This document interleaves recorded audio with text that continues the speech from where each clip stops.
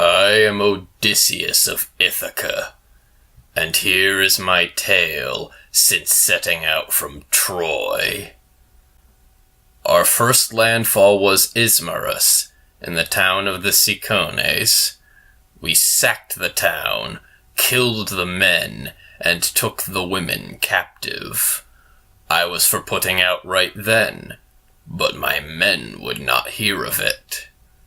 Carousing on the beach, they feasted and dawdled, while survivors of our plundering razed the hinterlands. The main force of the Cicones swept down on us in a black tide. These were fighting men, and it was all we could do to hold the ships until, outnumbered, we cut our losses and put back out to sea. And while we still grieved for our fallen comrades, Zeus sent a storm that knocked us to our knees. We rode it out as best we could. I might even then have rounded the southern cape and made for home, had not a new gale driven us across 17 days of open sea. We found ourselves at last in the land of the Lotus Eaters. These folk are harmless enough, but the plant on which they feast is insidious. 3 of my men tasted it, and all they wanted was more. They lost all desire for home. I had to force them back to the ships and tie them down while we made our getaway. Next, we beached in the land of the Cyclops.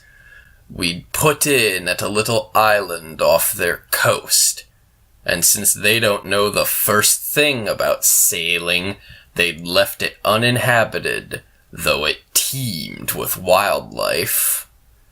We made a pleasant meal of wild goat. Then next day, I left everyone else behind and took my own crew over to the mainland. The first thing we saw was a big cave overlooking the beach. Inside were milking pens for goats and big cheeses aging on racks. My men were for making off with the cheeses and the lambs that we found in the cave, but I wanted to see what manner of being made this his lair. When the Cyclops, Polyphemus was his name, came home that afternoon, he blotted out the light in the doorway. He was as tall and rugged as an Alp. One huge eye glared out from the center of his forehead. He didn't see us at first, but went about his business. The first thing he did was drag a huge boulder into the mouth of the cave. 20 teams of horses couldn't have budged it. Then he milked his ewes, separating out the curds and setting the whey aside to drink with his dinner. It was when he stoked his fire for the meal that he saw us. "Who are you?" asked a voice like thunder. "We are Greeks, blown off course on our way home from Troy," I explained.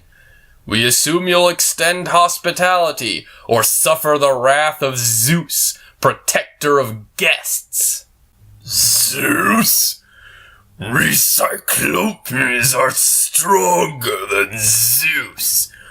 I'll show you hospitality."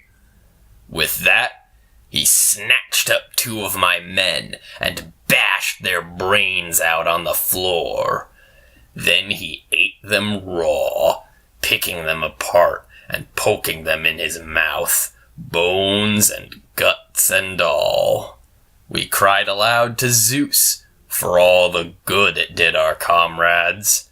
The Cyclops washed them down with great slurps of milk, smacked his lips in satisfaction, and went to sleep. My hand was on my sword, eager to stab some vital spot. but I realized that only he could unstopper the mouth of the cave. We passed a miserable night, and then watched the Cyclops make breakfast of 2 more of our companions. When he went out to pasture his flock, he pulled the boulder closed behind him. It was up to me to make a plan. I found a tree trunk that the Cyclops intended for a walking stick. We cut off a 6-foot section, skinned it, put a sharp point on one end, and hardened it in the fire. Then we hid it under a pile of manure.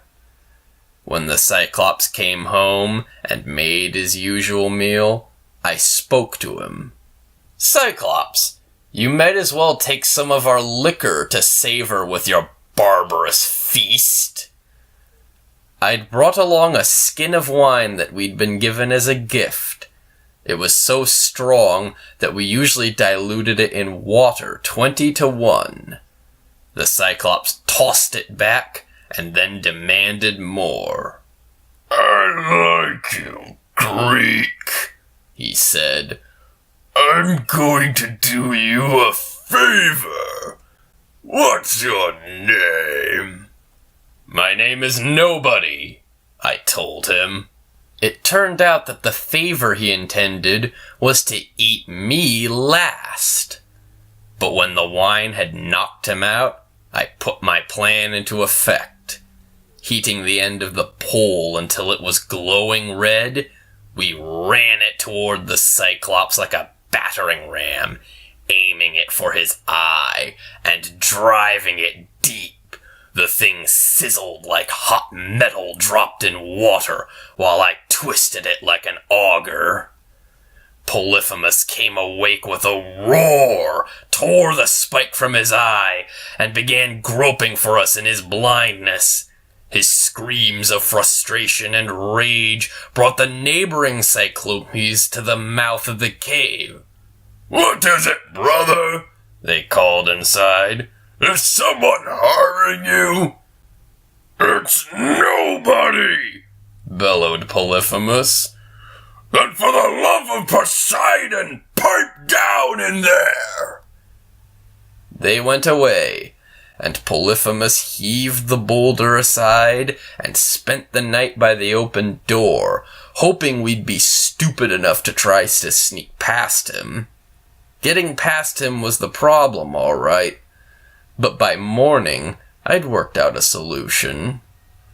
Tying goats together with ropes of willow, I hid a man under each group of 3.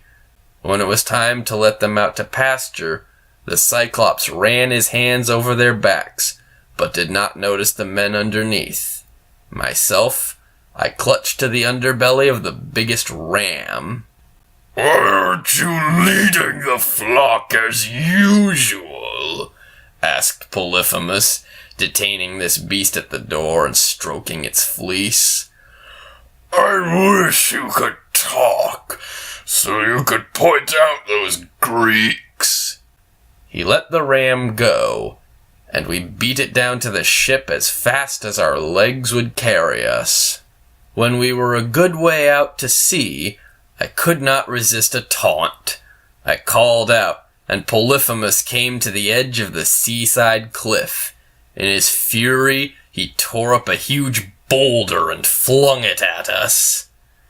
It landed in front of our bow, and the splash almost drove us back onto the beach. This time I waited until my panicked men had rowed a good bit further before I put my hands to my mouth to call out again. The men tried to hush me, but I was aquiver with triumph. "If someone asks who did this, the name is Odysseus!" That brought another boulder hurtling our way, but this one landed astern and only hastened our departure.